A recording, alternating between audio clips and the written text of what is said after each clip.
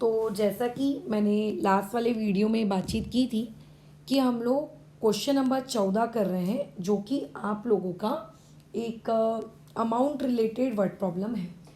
तो उसी कहानी को अभी आगे बढ़ाते हैं और आगे डिस्कशन करते हैं। जैसे कि क्वेश्चन नंबर 15 एक्सरसाइज 2.2। ठीक है, चलो।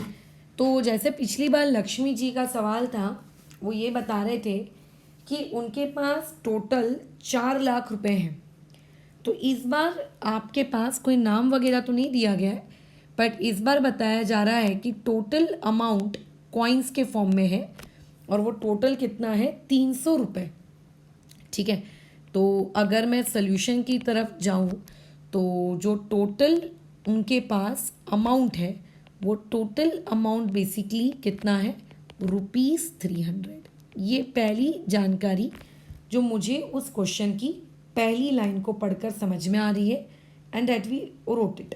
हमने ख़त्म कर ली बात कि हाँ ठीक है ठीक है, हमको ये समझ में आ गया। ओके, आगे। जैसे पिछले क्वेश्चन में हम ये बात कर रहे थे कि उनके पास 100 रुपये के नोट्स है, उनके पास कुछ 50 रुपये के नोट हैं। इस बार बातचीत सिक्कों के बारे में हो रही है कि 1 रुपये के सिक्के, 2 रुपये के सिक्के, 5 रुपये के सिक्के हैं। पिछली बार रेशो दिया था, इस बार तो मैडम रेशो दिया ही नहीं है, फिर अब क्या करें। इस बार तो ये कोई अजीब सी लाइन लिखी है कि the number of ₹2 coins is 3 times the number of ₹5 coins. ये क्या है?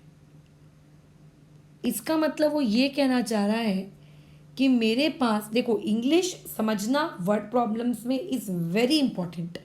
अगर आपको इंग्लिश ही समझ में नहीं आती है, लैंग्वेज ही समझ में नहीं आती है, तो आप क्वेश्चंस वर्ड प्रॉब्लम के नहीं कर सकते।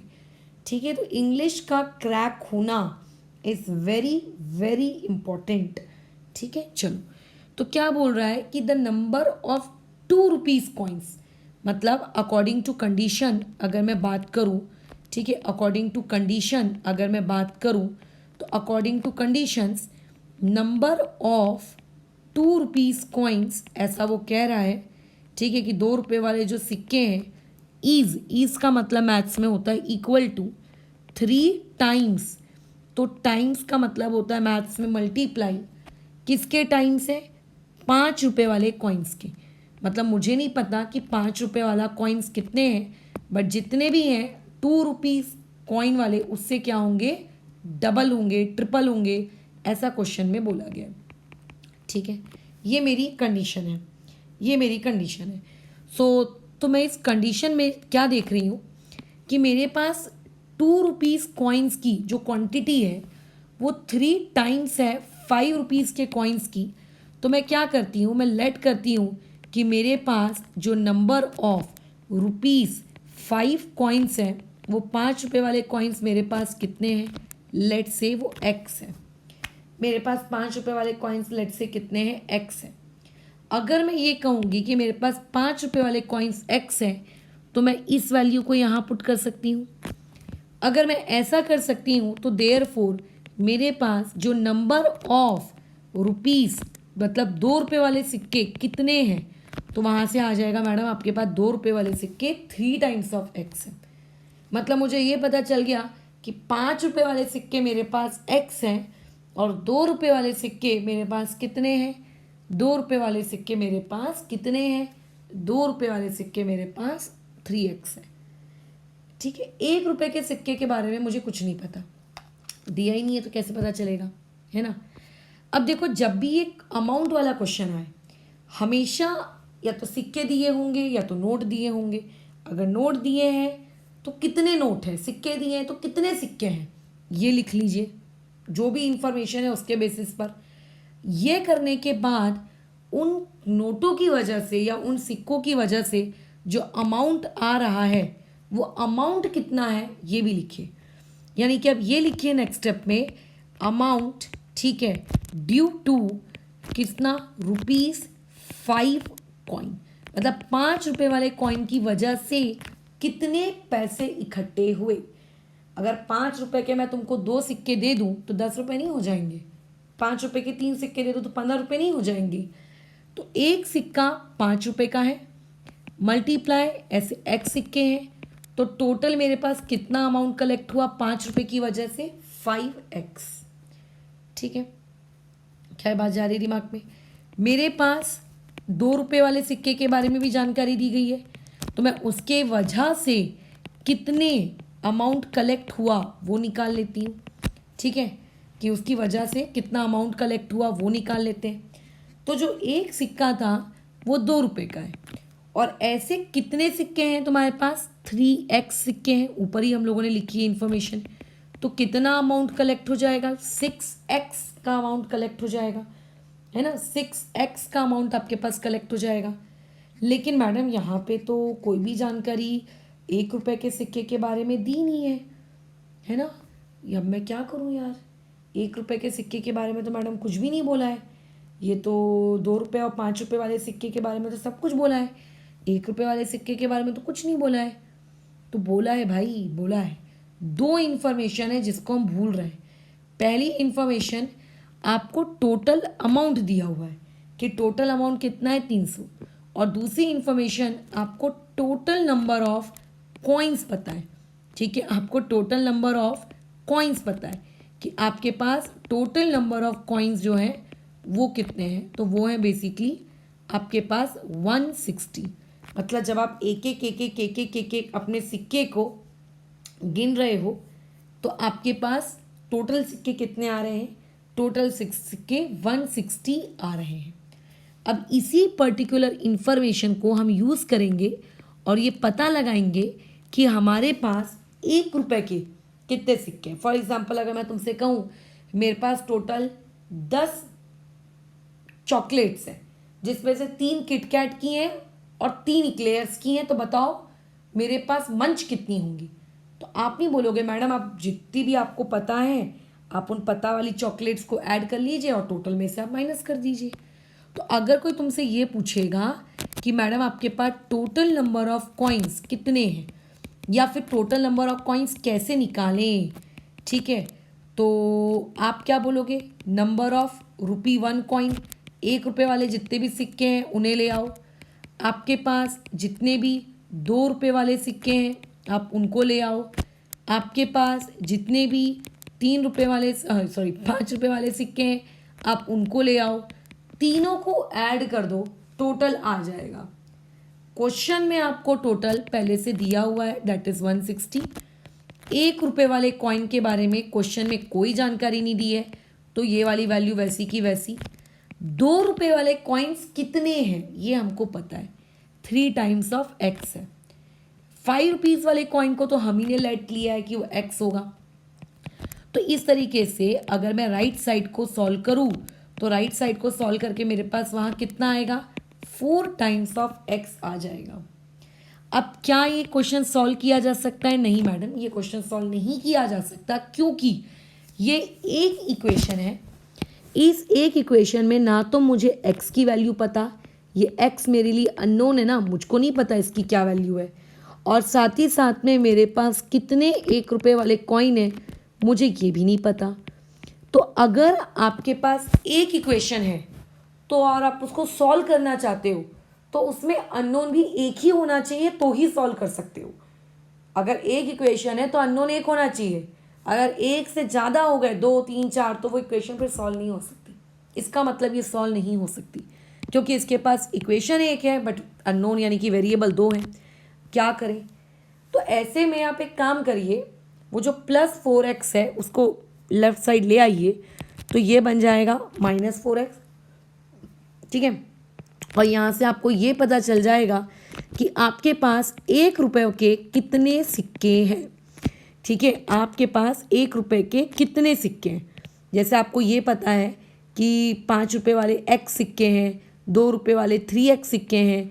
यहाँ से आपको ये पता चल गया 1 रुपये वाले कितने सिक्के हैं। बोलो कितने सिक्के हैं मैडम? 160 - 4x। क्या इन सिक्कों की वजह से भी हमें अमाउंट निकालना चाहिए? अरे बिल्कुल निकालना चाहिए। क्वेश्चन जब भी ये रुपए पैसे वाला आए, कितने सिक्के कितने नोट, उनकी वजह से हमेशा उनका अमाउंट निकाल के रख लो। Amount due to ₹1 coin. अब देखो 1 रुपये के सिक्के की वैल्यू 1, ऐसे कितने सिक्के हैं? ऐसे 160 - 4x सिक्के हैं, कोई मतलब नहीं है 1 को 160 माइनस 4x से मल्टीप्लाई करके। तो इससे ये मुझे पता चल गया कि मेरे पास 1 रुपये की वजह से जो मेरे पास पैसे कलेक्ट हुए हैं वो कितने हैं, 160 माइनस 4x हैं। बट क्वेश्चन में क्या बोला जा रहा है, सबसे पहली लाइन इस क्वेश्चन की ये है कि सारे सिक्कों के अगर आप अमाउंट को ऐड कर देंगे तो टोटल अमाउंट आपको कितना दिया है, ₹300। टोटल अमाउंट कितना दिया है आपको, ₹300। अब टोटल अमाउंट कैसे निकलेगा, 5 रुपये वाले सिक्कों का अमाउंट है ना, बराबर 5 रुपये वाले सिक्कों की वजह से जो अमाउंट आया है उसकी वजह से, बराबर प्लस जो 2 रुपये के सिक्के हैं उनकी वजह से जो अमाउंट आया है प्लस उसको भी लेंगे, 1 रुपये के जो सिक्के हैं उनकी वजह से अमाउंट आया है उनको भी लेंगे। तो इनडायरेक्टली जितने भी आपको कॉइन्स दिए गए थे सारे अमाउंट्स का एडिशन बराबर बोलो कितना आएगा, 300। इसीलिए मैं अमाउंट्स पहले से निकालती चल रही थी, ठीक है। तो अभी 1 रुपये वाले की वजह से कितना अमाउंट आया है, 160 माइनस 4x आया है। 2 रुपये वाले की वजह से कितना आया है वो थोड़ा ऊपर देखना पड़ेगा। देखिए कितना अमाउंट आया है, 6 टाइम्स ऑफ x आया है। अब 5 रुपये वाले की वजह से कितना आया है, 5x आया है। अब कुछ नहीं करना है, बस वैल्यू पुट करना है और ये क्वांटिटी बराबर इक्वल टू कितना, 300। चलो फटफट एडिशन कर दो। तो ये कितना हो जाएगा, 160 minus 4x, 6x plus 5x कितना हो जाएगा, 11x इक्वल टू 300, है ना। फिर माइनस प्लस क्या होता है, माइनस साइन देखना बड़े नंबर की देते हैं, बेसिक एडिशन सब्ट्रैक्शन आना चाहिए भाई, ठीक है। तो ये हो जाएगा प्लस 7x इक्वल टू 300। अभी क्या करेंगे, कई बच्चे 7 को ले जाते हैं उधर। सबसे पहले वो नंबर अपनी जगह छोड़कर जाता है जिसके पास वेरिएबल नहीं होता। तो 7x जो होगा आप लोगों का क्या हो जाएगा, 7x वही रहेगा, 300 के उस तरफ 160 चला जाएगा। तो देयरफॉर 300 में से 160 अगर चला गया, ठीक है, अगर उसके पास से वो चीज़ चली गई तो ये कितनी हो जाएगी, 140। सो देयरफॉर x की वैल्यू कितनी आएगी, 140 divided by 7। So therefore x की वैल्यू यहाँ से कितनी आ गई, 20। जैसे पिछले केस में हमने p को कॉमन फैक्टर लिया था, p की वैल्यू पता चल गई थी। यहाँ इस बार कॉमन फैक्टर भले ही नहीं लिया क्योंकि कॉमन फैक्टर का ये सवाल नहीं है, बट हमको एटलीस्ट x की वैल्यू पता चल गई। अब क्वेश्चन के पास वापस जाइए और पढ़िए क्वेश्चन को कि क्वेश्चन कैलकुलेट करने को क्या मांग रहा था। वो ये पूछ रहा था हाउ मैनी कॉइन्स, वो कॉस्ट नहीं पूछ रहा है, वो ये पूछ रहा है कि तेरे पास 1 रुपये का कितना सिक्का है, 5 रुपये वाले कितने सिक्के हैं, 2 रुपये वाले कितने सिक्के हैं। तो बेसिकली x वाली जो वैल्यू है ये हमने माना ही किसको था कि 5 रुपये वाले जो सिक्के होंगे हम उसको x मान लेंगे। तो यहाँ से अगर कोई तुमसे पूछे कि बताओ कि आपके पास नंबर ऑफ ₹5 कॉइन्स, ठीक है, नंबर ऑफ ₹5 कॉइन्स कितने हैं, तो बोलोगे कि मैडम वो x है, और x कितना है, x आपका एक 20 है। तो 5 रुपये वाले आपके पास 20 सिक्के हैं, ठीक है। अगर कोई आपसे ये पूछेगा कि आपके पास 2 रुपये वाले कितने कॉइन्स हैं आप ये बताइए, तो 2 रुपये वाले कॉइन्स कितने होंगे, पढ़ो क्वेश्चन में ऊपर, जल्दी से आओ। 2 रुपये वाले कॉइन्स हमारे पास होंगे 3 टाइम्स ऑफ x। तो यहाँ पे लिख दीजिए कि वो होंगे 3 टाइम्स ऑफ x। तो आपका x की वैल्यू कितनी है, 20। तो यानी कि इससे ये पता चल गया 2 रुपये वाले आपके पास कितने कॉइन्स हैं, 60 कॉइन्स हैं। वैसे ही उसको ये भी पता करना है कि आपके पास 1 रुपये वाले कॉइन्स कितने हैं। तो वहाँ लिखो नंबर ऑफ ₹1 कॉइन, ₹1 वाले कॉइन्स कितने हैं, और वो कितने हैं, वो है 160 माइनस 4x। किए थे ना कैलकुलेशन, तो 160 की जगह 160, 4 की जगह 4, x की जगह क्या लिखेंगे बोलो, 20। तो ये कितना हो जाएगा, 160 minus 80। So answer will be 80। तो 1 रुपये वाले आपके पास कितने कॉइन्स हैं, 80 कॉइन्स हैं। ऐसे करते क्वेश्चन को सॉल्व, ठीक है। अब बस कुछ नहीं करना है, लास्ट लाइन आपको लिख देनी है जो क्वेश्चन पूछ रहा है उसके अकॉर्डिंग। तो क्वेश्चन वाला क्या पूछ रहा है, how many coins of each denomination are with me, ठीक है। सो इसका आंसर कैसे लिखेंगे, सो आई हैव, ठीक है, आई हैव 80 कॉइन्स, ठीक है, किसके, ऑफ ₹1, उसके अलावा 60 coins of ₹2 and 20 coins of rupees what, आपका 5 विथ मी, ठीक है, या विथ मी लिखने की नीड नहीं है, आई हैव, ठीक है, ये ऐसे डन। तो दोनों ही क्वेश्चन ऑलमोस्ट आइडेंटिकल थे, बट आपको अलग अलग कंडीशंस बनाकर दी गई थी कि अगर रेशियो आता है तो कैसे करना है, और अगर रेशियो के अलावा कंडीशन पूछी जाती है तो कैसे करना है। ओके, तो फिलहाल इस चीज़ को अभी हम लोग यहाँ रुकते हैं। कल इसकी आगे की क्लास में हम लोग डिनोमिनेटर टाइप के जो क्वेश्चंस होते हैं ना,